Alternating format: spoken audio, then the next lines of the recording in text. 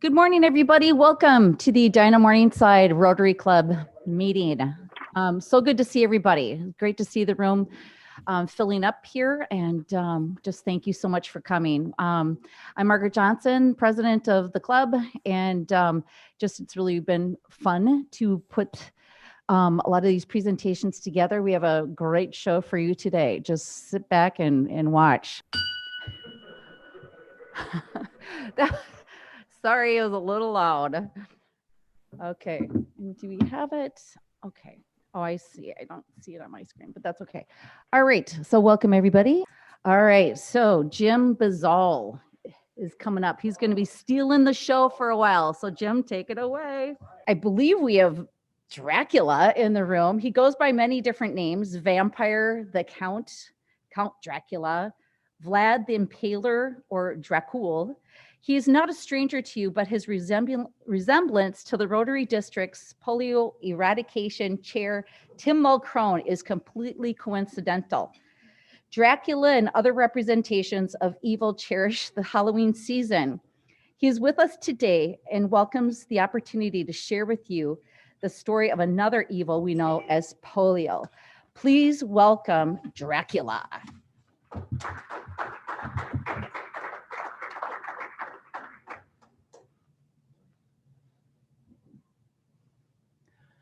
Good morning.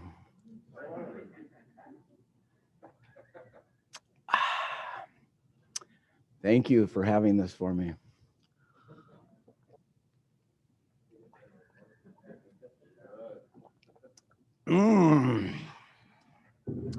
Please excuse my trouble with your language. I have been told it is something like one Captain Kirk or a Scandinavian. That's a punchline. Lighten up, folks. October 24th was World Polio Day, a day in October when we remember the curse that is polio. I met him at the conference for Especially Evil, and I'm here to tell you the stories of his ability to inflict terror in the hearts of humanity are real. It's a time that your elders remember well. It was the height of fright. Like a ghoul, polio seemed to choose its victims at random. And polio is so cunning. Unseen by the naked eye, he preys upon entire villages, but prefers to prey upon children under the age of 5. He leaves his victims with his signature twisting of their limbs, and every so often he takes their life. There were times when people deeply feared polio. They feared leaving their homes. In 1946, here in Minnesota, fear gripped your villages like a vice. Quarantined in your homes. No public gatherings. No birthday parties. No theater. No state fair. Very few would gather in public for the fear of polio. After the good Dr. Salk created a serum in 1955, many here in the United States forgot about polio. However, 3 decades later, polio still ravaged over 1,000 victims a day. But it was you who knew that polio could be defeated. I love that line. You are legendary in your ability to forge the forces of World Health Center for Disease Control, United Children's Fund, the Gates Foundation, and every government of every country in the world. You have beaten back the beast. This year, polio could only find 132 victims. Polio's home, judged by the greatest number of his victims, is in the darkest, most dangerous region of Afghanistan. Your legions of workers have stood up against some very formidable polio sympathizers, such as fatigue and other noble but competing interests, apathy on the part of those who are ignorant of the scourge that is polio. Polio's continued treachery comes cloaked in myth, anti-vaccination movements, and even the Taliban. The continued casualties not only include the victims of polio, but the very lives of the healthcare workers delivering the serum and the policemen trying to protect them. Are your borders so secure? Do you think that your children might not be vulnerable to polio? Protection exists today for measles and pertussis, and yet they are not unheard of here in the United States. It is estimated that 20 of 100 of your own children are not properly vaccinated. Syria had not had a victim of polio in over a decade, but civil disorder distracted them from vaccinations. Polio loves unrest. Polio moved in quickly to claim 22 fresh new victims in that country. Your strategy has prepared for these unfortunate events that serve to illustrate you simply cannot maintain a level of suppression over polio. You have been remarkable vigilantes. Have you ever seen an entity fighting for its very existence? That is what the cornered polio looks like today. Now is the time for your greatest and most aggressive campaign. You must not rest. Polio must be totally destroyed so that the entire world is safe. To keep me away, you need some garlic, a lot of garlic. It keeps others away as well. But to ward off polio is much simpler. 2 drops of serum delivered like a treat on the tongues of children does the trick. Oh, I worked hard to get trick and treat in the same sentence. Huh? How's that? Okay. You must garner the support of every soul. Polio primarily uses unclean drinking water as a medium. Therefore, those who are squeamish about vaccinations should be directed to give to the Rotary Foundation programs for sanitation and safe water. This should keep you from fighting amongst yourselves and keep the world focused on the real threat that is polio. Consider the unintended consequences for conquering polio. The energy, the excitement, the funds for the next worldwide effort on behalf of all humanity, improved healthcare initiatives, and disease monitoring in areas they previously did not exist. The world is better able to deal with COVID because of the work you have done with polio. And lastly, the good Dr. Fogy, formerly of the Centers for Disease Control, speaks regularly of the positive correlation between improved healthcare and peace. Never doubt that you can make a difference in the world. You are this close to securing one of the greatest victories over this evil disease. It has been done. Remember the conquering of smallpox. Every soul must help. You can share your message about the fight with friends and family. Let them know this is the passion of Rotarians throughout the world. You can help meet fundraising goals. Be forewarned. If you do not drive the stake into the heart of polio, you can expect 10 million new victims within the next 4 decades. Annihilation is achievable. Success will spare millions of souls from the ravages of polio. Success will improve healthcare and disease monitoring. It will build trust and propel you into the next worldwide endeavor for humanity that brings all of you closer to world peace. Join your forces, storm the gates, bring the stake. Good morning. It's my pleasure to introduce my friend Tim Mulcrone. We have attended a number of trainings and conferences together, and it's been fun to get to know him. Tim is the last remaining charter member of Chanhassen Rotary, which was chartered in 1987, 2 years before our club. He served 3 times as president and has been District 5950 polio chair since 2012.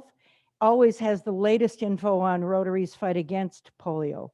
Tim retired from a career in law enforcement and has a passion for singing songs from the Great American Songbook. He resides with his wife Ginger in Savage, where they've been building a home on the Credit River. Please welcome Tim Mulcrone. Thank you. Thank you. How wonderful that you were able to have Dracula here this morning. I'm sure he's very busy managing fear these days. Thank you, Mary, for the introduction. The polio story. Dracula touched upon it. You know, in 1955, cheap, effective vaccines developed for something that was like gripped the world in fear. And then 30 years later, 1985, despite that cheap and effective vaccine, we had 387,000 cases in 125 countries. They called it endemic. You know what that word means? Common, normally occurring and expected in a given population. Rotary, that's you. Rotary said, that's ridiculous. That's just geopolitical, logistical problem to be solved. So let's see what's happened since 1985 when we vowed to eradicate polio in the world. Now we're down to 132 cases in 2 countries. Could you give yourselves a round of applause? That little brief update was for those that just might not know, what we've been up to for the last 35 years. Somebody might be new to Rotary and not understand that this is the thing that we promised to do. And for people of integrity, which are Rotarians, a promise means everything. And so that's what we're up against. We're up against a promise that we made to immunize and every child in the world and to completely eradicate polio. My personal story is in this involvement. I've been a Rotarian since 1987, but I did not come to Rotary because of its polio eradication efforts. What a strange twist. I was part of a group study exchange to Chile as a non-Rotarian back in 1985. 1987, a friend of mine asked me if I would like to be a part of a Rotary Club in Chanhassen. I became a charter member. And that was a long time ago now. I've been trying to give back. That's why I started. I wanted to give back to Rotary for the experience that it gave me. And then I found out that there's just no catching up. Rotary has enriched my life beyond measure. There's no way that I can repay Rotary for what it has given me. How I got involved in the polio effort is interesting. So I had a passion for it after my mom told me the story that in 1946, she and her 14-year-old brother were the best of friends. And I think I told you this story before, so I'll make it short in that her 14-year-old brother was taken by polio. 1946. She was devastated. He was her best friend.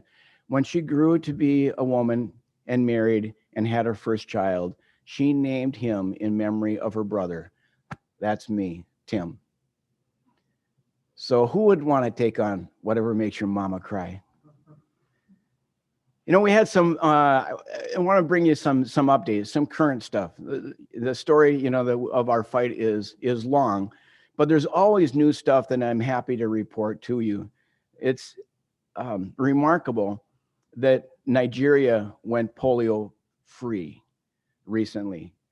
So when I started as polio chair 8 years ago for Rotary District 5950, the acronym was PAIN. Let's get rid of the pain. PAIN stood for Pakistan, Afghanistan, India, and Nigeria. That's only 8 years ago. We can't use that acronym anymore because India was off the endemic list in 2013. All of India. That was remarkable because what it signified was if you can get rid of polio in India, you can get rid of polio anywhere for sure. Now Nigeria has come off the list of endemic countries and is now polio free. Nigeria was the last country in the entire continent of Africa to go polio free. That's the entire continent of Africa is now polio free. Could you give yourselves a hand for that? We had a pause in immunizations in Pakistan during the time of COVID. those, and we're still in the time of COVID, but those immunizations have begun again. I'm happy to report.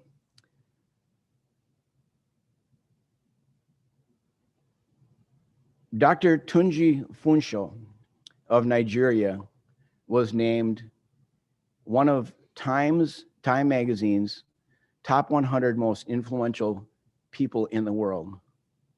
And he is Nigeria's polio chair. Now, I don't know about you, but I mean, I've watched Time's list of 100 most influential people year after year after year. I don't think I ever like shared like a common, like I wasn't in the same organization. It wasn't a colleague. It wasn't somebody I knew.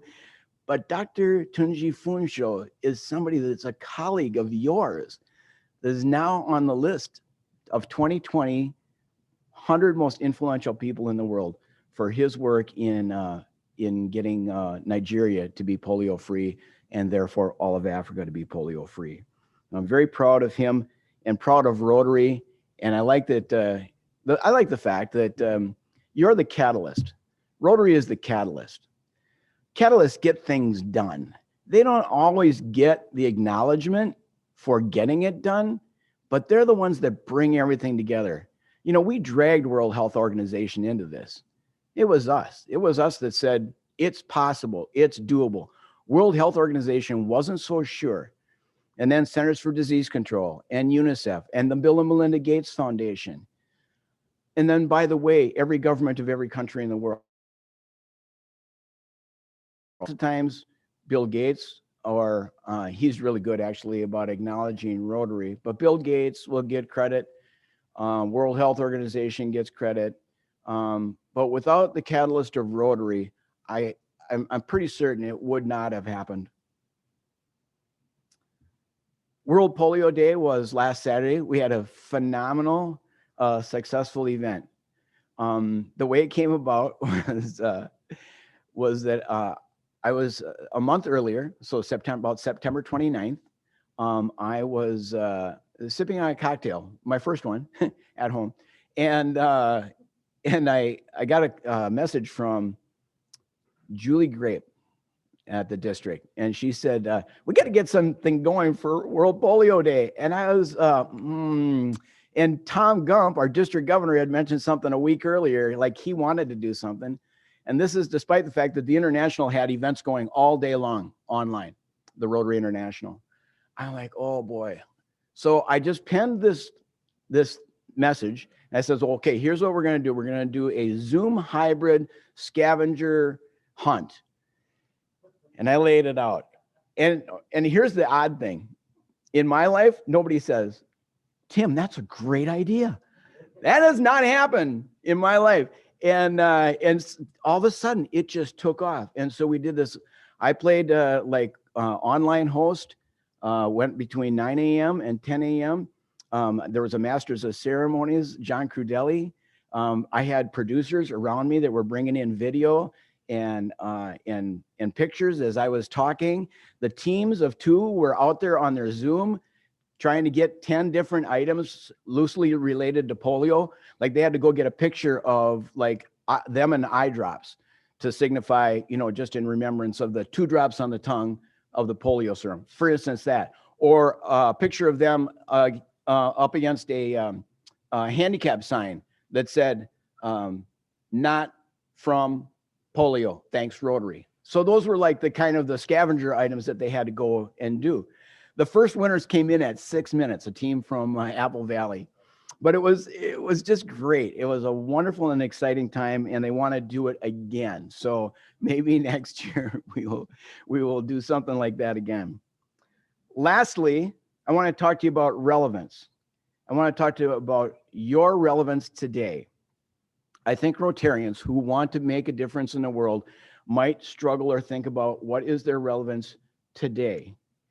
In the time of COVID, what can we do? Well, I want you to take some solace, some comfort in the fact that it is what you have done that makes you relevant today.